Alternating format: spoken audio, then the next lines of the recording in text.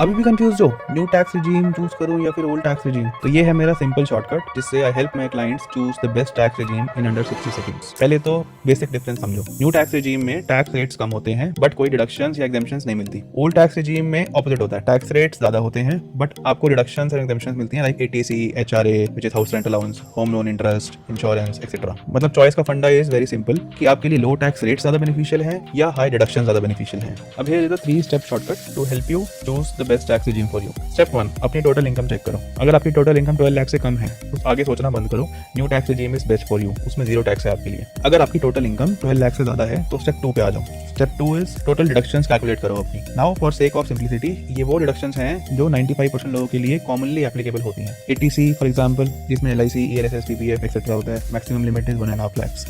ATD again maximum limit is 1 lakh depending on age of your parents and your as.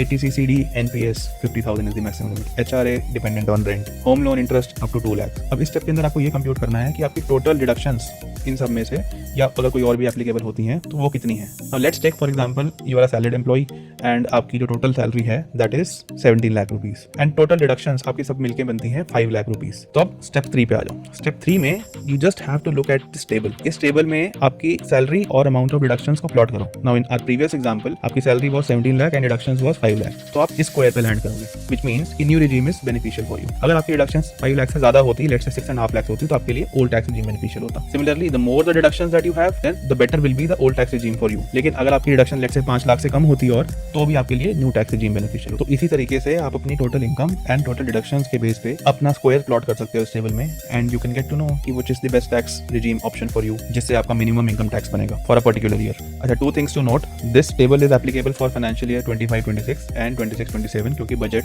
2026 में कोई change नहीं आया है इसमें। नंबर 2, एक डिडक्शन होती है which is employer contribution to NPS under section 80CCD2। अगर आपके केस में वो एप्लीकेबल है तो उसको कंसिडर मत करना while calculating your total deductions. Why? Because new tax regime and old tax regime दोनों में उसका बेनिफिट मिलता है। Subscribe for more such insights and let me know for any questions in the comment section.